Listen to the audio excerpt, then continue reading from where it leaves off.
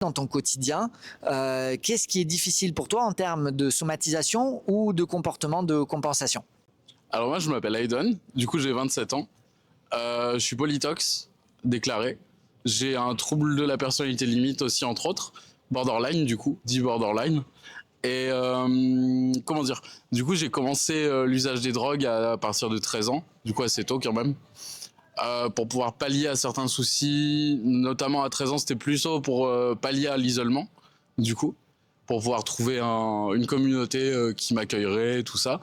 Et plus tard, ça a été pour compenser du coup les troubles de l'attention, pour pouvoir me concentrer sur les agissements que j'arrivais pas à faire. Du coup, par exemple, la lecture, utiliser des drogues pour lire, oui, ça m'est arrivé, pour faire le ménage notamment. D'accord. Pour pouvoir trouver de l'endorphine, pour pouvoir avoir la motivation et le circuit de récompense qui marche, du coup, ça m'est beaucoup arrivé. Et du coup, j'ai été dans ces consommations-là à type récréatif, à type de compenser des lacunes surtout. Et émotionnellement, bah, quand on manque d'endorphine et enfin les neurotransmetteurs marchent pas bien, c'est vrai que la drogue, bah, ça peut malheureusement aider parfois quand des psys donnent pas les bons médicaments ou qu'on est en errance de diagnostic alors qu'on se sait, on se connaît et que les diagnostics mettent du temps à arriver. Comment on fait quand on est un jeune de 13 ans et comment ça se passe ce passage-là? 13 ans, du coup 1er juin, on m'a proposé non pas d'aller fumer mais de venir avec un groupe qui eux fumaient. Moi j'étais conscient qu'ils fumaient, je me suis dit bon, en vrai ça peut être l'occasion de tester. Et du coup j'ai fumé mon 1er juin à cette époque-là. Du coup ça en est suivi une addiction quasiment directe parce que j'ai un circuit addictogène installé dans mon crâne qui a un penchant addictif très élevé. Du coup, bah, j'ai vite fumé des joints tous les jours à l'époque de 13 ans. À l'époque de mes 13 ans. 13-14, je crois. Enfin, j'étais en début lycée, terminale... non, pas terminale, seconde, première, par là. Et c'est là où j'ai commencé, du coup. Comment ça se fait qu'il y ait cette curiosité? Qu'est-ce qu'on peut, à ce moment-là, je sais pas, rechercher? Qu'est-ce que tu y as trouvé? À ce moment-là, c'était un besoin de sortir de la vie commune parce que trop d'ennuis. Trop d'ennuis et pas assez de dopamine, je pense, parce que j'ai aussi un TDAH, du coup un trouble de l'attention avec ou sans hyperactivité.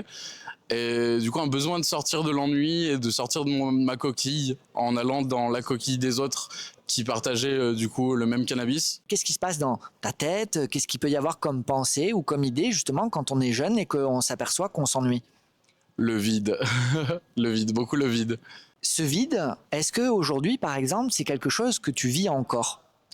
Eh ben non pas comme je le subissais avant, mais plutôt comme une acceptation et un vide qui me fait presque vibrer par moment. Mais c'est vrai que des fois le vide est trop plein et on s'ennuie aussi.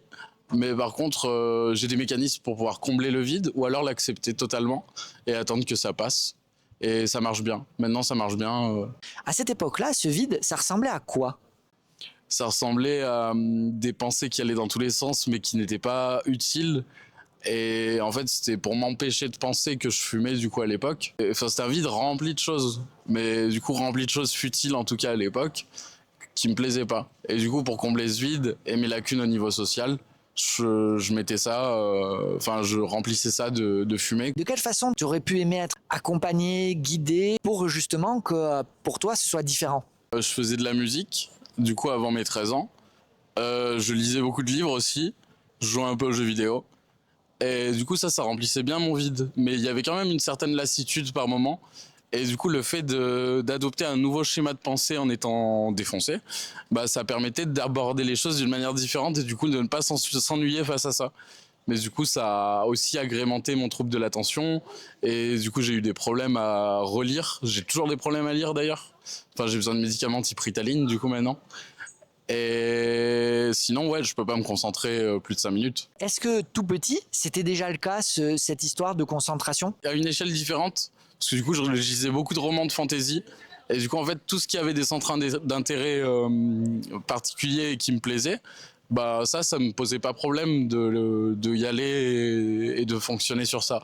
Par contre, très clairement, il y avait déjà de la dépression tout môme, parce que du coup, je manquais de, comment on appelle ça? Sérotonine, en fait. Ce besoin de combler, il est apparu comme par magie, un peu aléatoirement parlant, et que j'ai saisi une mauvaise opportunité, mais que je regrette pas, parce que je m'en suis sorti au jour d'aujourd'hui, et même, mais je fais partie des rares personnes qui s'en sont bien sorties On va pas se mentir, parce que autour de moi, j'ai vu des gens mourir avec ça.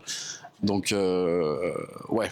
Comment ça arrive? Comment on se retrouve justement dans cette dépression si jeune? Eh ben, la solitude, l'isolement des autres par nos propres pères, c'est-à-dire les enfants avec moi, qui isolaient pas mal parce que j'étais un peu trop créatif, un peu trop original. Et du coup, forcément, je me retrouvais seul. Et pour plus me retrouver seul, j'ai trouvé une communauté qui m'a accepté, la communauté des toxicos. Est-ce qu'il y a quelque chose qui fait écho, un moment justement qui illustre relativement bien ce sentiment et cette sensation d'isolement, un moment de ton passé? Un moment précis ou je peux dire un moment sur plusieurs années? Ça peut être un moment précis, ça peut être un moment sur plusieurs années, comme tu as envie, comme tu le ressens toi. Une envie de voir les gens, mais de pas se sentir correctement à l'aise avec les gens. Et du coup d'être seul, de ne plus voir ces gens, mais du coup de vouloir les voir quand même. Mais du coup une solitude même entourée. Comme il y a plein de gens qui le disent, hein, mais seul avec du monde autour, quoi. Et isolé en permanence, ce qui m'arrive moins maintenant. Maintenant, je suis sorti de ma coquille. J'ai peut-être un TSA aussi, mais on sait pas trop. Mais ça me semble bien possible. Et non, du coup, maintenant, ça va. Mais par le passé, jusqu'à mon quart de siècle, mes 25 ans, ça a été un peu à gauche, à droite, un peu fucked up. Est-ce qu'il y a peut-être, je sais pas, des situations ou des circonstances dans lesquelles tu l'as particulièrement vécu ça? Même quand je me droguais, par exemple, avec les gens avec qui j'étais, je savais qu'on n'avait pas le système de pensée qui collait, qui matchait. Et en fait, même la drogue m'aidait plus.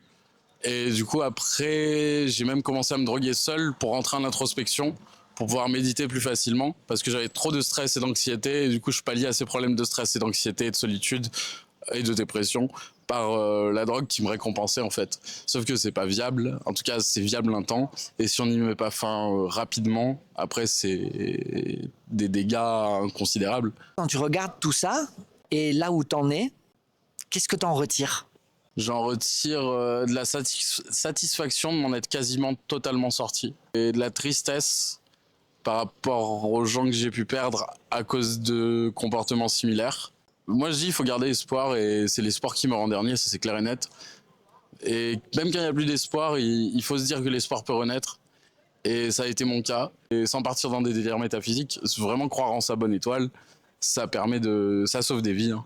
Parce que, et même en question de réduction des risques, faire attention à ce qu'on consomme, faire attention au dosage qu'on consomme.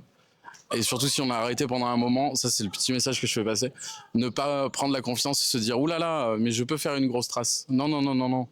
Parce que tu as arrêté, du coup ton accoutumance s'est redescendue. Donc tu peux mourir comme ça. Je m'en suis sorti en faisant de la réduction des risques sur moi-même. J'ai eu des addictologues et des pères aidants qui m'ont dit t'aurais totalement ta place de l'autre côté. Et ça a été une fierté d'entendre ça. Après, je pense pas que ce soit ma place, mais je me tâte même à monter des assos de réduction des risques et à titre non lucratif par des anciens drogués, pour des drogués actuels ou des gens isolés ou des SOS suicides, mais par des gens qui ont eu des envies par le passé mais qui les ont vaincus. Aussi, entre autres, je me tâte à faire ça, ça peut être essentiel et ça peut me faire avancer dans le bon sens aussi, je me dis. Je te remercie vraiment, c'est un super beau témoignage, Aiden. Merci à vous.